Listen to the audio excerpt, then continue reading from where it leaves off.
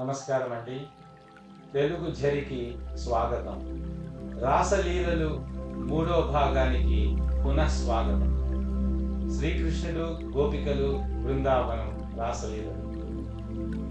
ఈ అంశంలో ఇంకో 3 పద్యాలతో ఈ అంశాన్ని ముగిద్దామండి. మకరము మంజుల భావము 9వ పద్యం, ఆత్మబోధ 10వ పద్యం, జ్ఞానస్వరూపం 11వ పద్యం. ఈ మకరము మంజుల భావం ఏంటండి అంటారా? ఇదొక సమస్యాపూరణం చేయడం జరిగిందండి.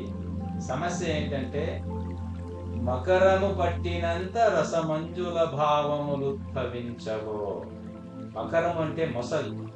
మొసలిని పట్టితే రసమంజుల భావాలు ఉద్భవిస్తాయి. ఇదేమిటబ్బా అనుకుని, సమస్య అంటే అది కదా. సమస్యాపూరణ కవితలు రాసే వాళ్ళకి చాలా ఆసక్తికరంగా ఉంటుంది, ఆనందదాయకంగా ఉంటుంది. ఆ సమస్యని పూరణ చేయగలిగితే చెంపకమాల వృత్తం తీసుకుని దీన్ని పూరణ చేశానండి. ఆ పద విభజనతో అర్థాన్ని మార్చొచ్చు అనమాట. మకరముని మాని పక్కన పెడితే కరము పట్టినంత రసమంజుల భావములు ఉద్భవించవో. ఆ చెయ్యిని పట్టుకున్నంత మాత్రాన రసమంజుల భావాలు ఉద్భవిస్తాయి. అంటే ఇది ఒక శ్రీకృష్ణుడికి తప్ప ఇంకెవరికి చెల్లదేమో అనిపించేట్టు ఉంది సమస్య. మీరు 4వ పాదం చూస్తే, మా కరము పట్టినంత రసమంజుల భావములు ఉద్భవించవో. ఆ మాని 3వ పాదంలో ఆఖరి 2 అక్షరాలకి కలిపితే లలామ. లలామ అంటే ధామ.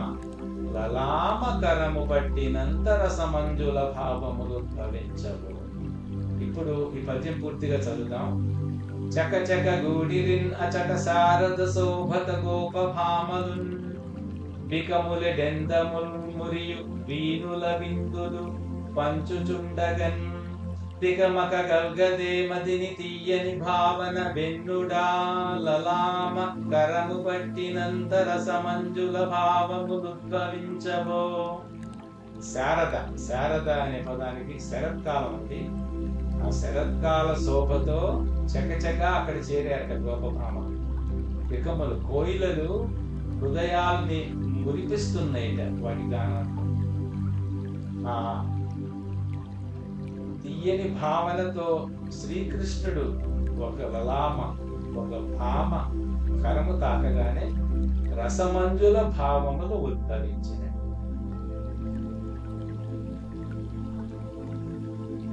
పదవ పద్యం అండి, ఆత్మబోధ. అపరంజి. అపరంజి అంటే మేలిమి బంగారం. ఉత్పలమాల ఛందస్సు. సాధకులెల్ల చింతనము సంగతులన్నీయు సేకరించుచు శోధన సల్పుచుండనదే చొచ్చుకు వచ్చుతనంత తానుగా. మాధవు రాసలీలలవి మౌనముగా మదనాంతకంబులై రాధకు ఆత్మబోధ అపరంజియలంజిలునట్లు చేసెగా. ఇంతవరకు మనం రాసలీలలు లో ఉన్న సరసాన్ని చూసాము. ఈ పద్యం మనకి ఏం చెప్తోందంటే, రాసలీలల అంతరార్థం మదనాంతకం, ఆ సరసాన్ని అంతం చేయడం, ఆత్మబోధ దగ్గరికి తీసుకెళ్ళడం. సో రాధకి ఆత్మబోధ అయిందిట ఈ రాసలీలలన్నిటిలో పాల్గొనడం వల్ల. రాధకి ఆత్మబోధ అయింది. 11వ పద్యం అండి, చివరి పద్యం, జ్ఞానస్వరూపుడు. మనము శ్రద్ధా సబూరితో ఆయన నామము జపిస్తే చాలు, జ్ఞానస్వరూపుడుగా మనకి కనిపిస్తాడు, మనకి జ్ఞానం ఇస్తాడు, మనకి కైవసం అవుతాడు. మన ఆఖరికి జీవిత అంతంలో ఆయన తీసుకుని వెళ్తాడు. ఉత్పలమాల ఛందస్సు అండి.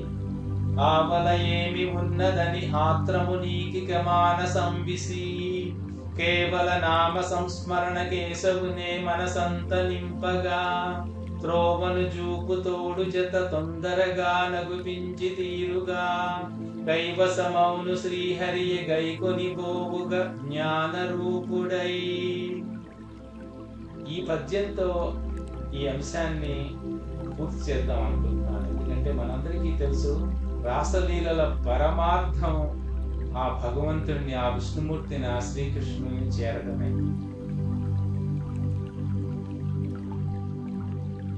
దీంతో రాసలీలల అంశం పూర్తయింది. ఓం శ్రీకృష్ణాయ గోవిందాయ వాసుదేవ పరమాత్మనే శుభం భూయాత్. స్వస్తి.